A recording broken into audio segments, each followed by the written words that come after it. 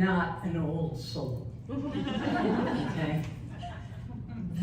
If reincarnation is in fact true, this may not be my first rodeo, but all I learned from the ones before was where the beer concession was.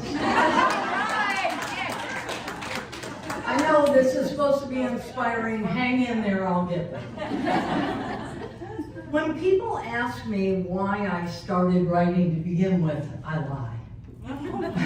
I tell them that I had a story in my head that I couldn't get out, and the only way to do it was to write it.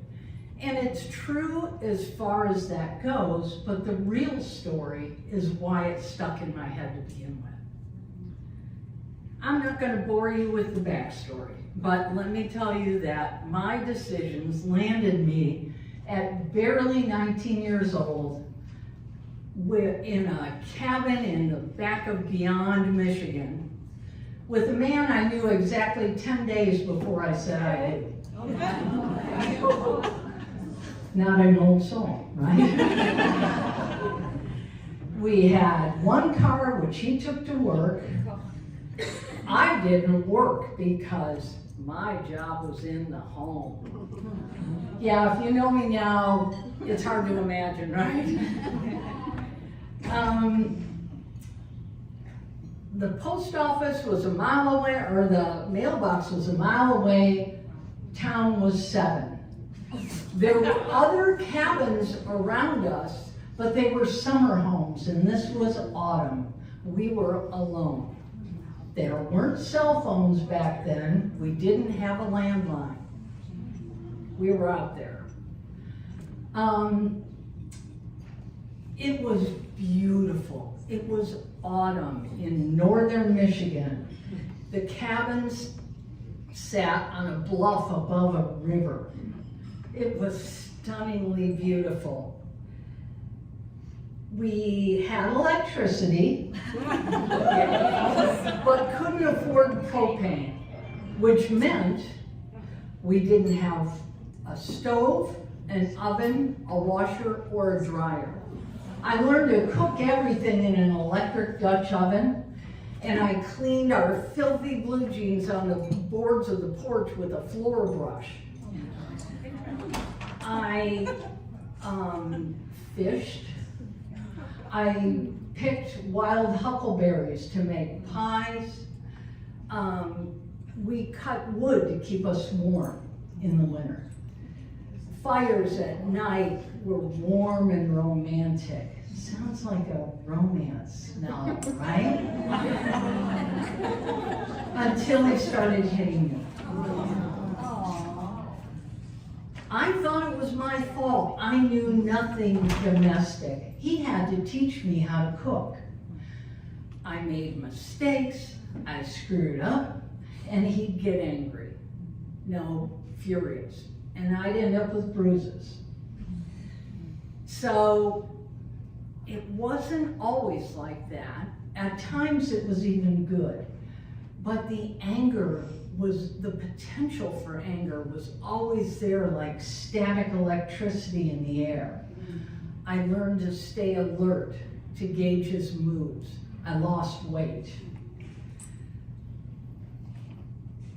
The highlight of my week was Saturday, because we went to town to do laundry.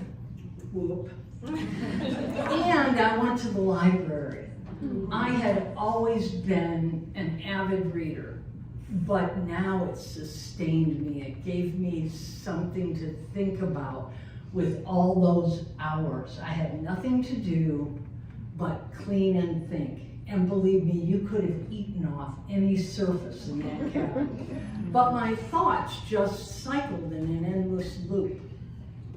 My home I'd grown up in was falling apart, and I didn't want to add to their troubles, as well as being embarrassed, because I made a huge mistake. So I never told them.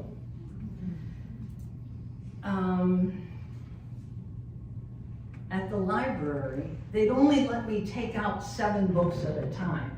So I picked the biggest tomes I could find so I wouldn't run out of things to read during the week. That's how I discovered Ayn Rand. Her book, Atlas Shrugged, gave me the answer that I hadn't been able to find in all those hours of thinking. It never occurred to me that I could be the answer. I'll never forget the power that book opened in me. And that's the real reason why I started writing. If I could give someone a glimmer of an answer they sought, I'd pay back Ayn Rand for what she gave me all those years ago. Fast forward years, decade, let's not talk about how many years. And the universe threw me a bone and I met my best guy, my best friend, Alpha Dog. He was an avid motorcyclist and we took all of our vacations and most of our weekends riding the back roads of Southern California. I loved it. One day outside the town of San Luis Obispo, as I go, we came around a corner and at the top of a golden hill was this Victorian, old, abandoned, and falling apart. And there is something about that house that just captured my imagination. It looked like a shabby queen looking over what was left of her kingdom. And I spent so many hours in the back of that motorcycle thinking about plots with that house as a centerpiece. But I'd get home and sit in front of the computer staring at a blinking cursor going, who the hell do I think I am? I'm not smart enough to be an author. Authors are really special. I can't do this. But the plot was in my head. I had to do something, right? One day I looked down and realized I had a delete key. I could write the whole thing, get it out of my head, and nobody would need to know how totally inept I was. But what they don't tell you when you start writing is that it's addicting. And it's going to change you in ways you can't foresee when you start. That's true. So, sure enough, that's what happened to me. By the time I finished that book, I had a different goal. I wanted to hold a book in my hands with my name on it. But I knew I needed help. So I was lucky enough to join a local chapter of Romance Writers of America, and they were amazing. I went to every meeting and just was a sponge soaking in the information. I never missed a Saturday. We had a lot of multi-published authors who were so giving of their time and were willing to answer my stupid questions. I edited, I took classes, I joined a critique group, and I learned that my hero was a cardboard cutout character. So I learned and I edited, and did I mention I edited? I bet I edited that mother 300 and some odd times before I finally finished it. So I got it as good as I can get it, and I wrote a hooky query, and I sent it out to 150 agents. And I got 150 rejections.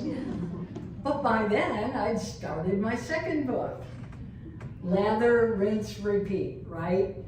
By the time I got done with that one, of course I learned more, and I sent it out to 150 or so more agents.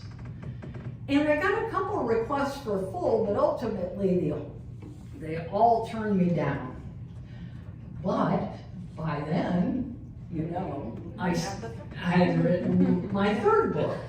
I thought it was special. My critic group said it was sure to sell. So I sent it out to every damn editor and agent that I thought wouldn't put it at the bottom of their birdcage. And I got a lot of requests for folks on it, but the rejections still poured in. And I was running out of people to query, and I was running out of patience. This was my very best work. I couldn't imagine being able to do any better. If I didn't get an agent this time, I'd never get published. Back then we didn't have an indie option.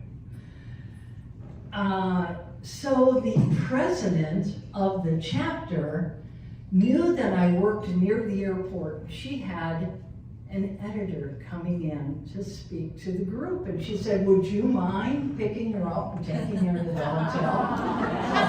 Yeah, I think I can work that in my schedule.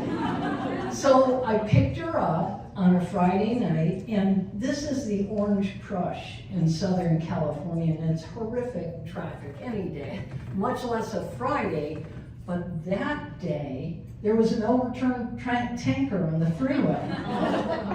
This lady was stuck in the car with me for over 2 hours. Yes! I doubt she was as excited about the prospect as I was. But she was from my home state of Michigan, so we had a lot of things to talk about, sports teams and places we loved and things. Then she started talking about publishing and what was selling and what she thought the future was going to look like. And finally, before we got to the hotel, she said, well, what do you write? So I pitched her my book. And she said, well, that sounds interesting. Why don't you send me a proposal? So I reached in my back seat.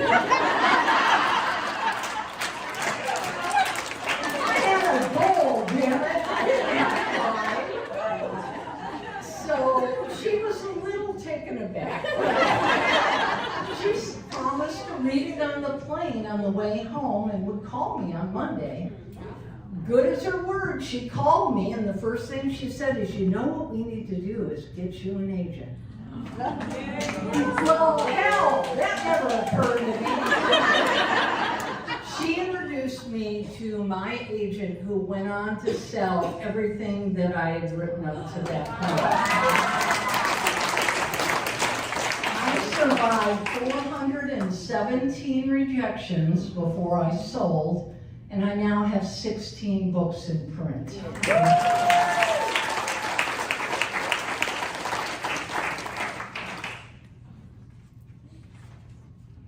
I don't know about you, but right around junior high, I thought that everybody else had it figured out. And I was the only one that was clueless. So mistakes became shame. And it was proof to everyone else that I didn't know what I was doing. So it was being avoided at all costs. The problem is, that's my process. I don't have a choice. One of my bosses once told me, you make every mistake possible on your way to stumble into the right way to do something. I don't think he meant it as a compliment. But I've come to embrace that about myself. And given my learning process, it's tough on self-esteem, which I never had much of to begin with, as you know from this story. But I was lucky enough to find something that mattered more to me than looking stupid, and that was writing. Learning to write is hard. I don't know why we feel like, and it's not just us, I think everybody feels, all readers feel like, oh, I could do that, right? And yet, we don't look at gymnasts in the Olympics. We have an idea of what it took them to do that, and yet we feel like somehow, just because we read a lot of stories, we can write one. I mean, if somebody plopped a cello between your legs, within a week, would you be playing like Yo-Yo Ma?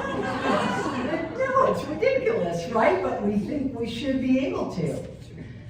I have a theory that our brain already knows how to write a book, but that mother isn't talking. The reason I think that is, have you ever happened across something new? Maybe a new way of plotting, or something one of our speakers said that just kind of, maybe a software, something that just clicks in your brain. It's like, oh, that's right. Your brain already knew. It just pisses me off. Anyway, people have asked me my best piece of advice for beginning writers, and this is it, and it doesn't just work for writing. It's okay not to know how to do this. Make mistakes. Go out and make them all. Be like a little kid in one of those ball pits at McDonald's and just roll around in that.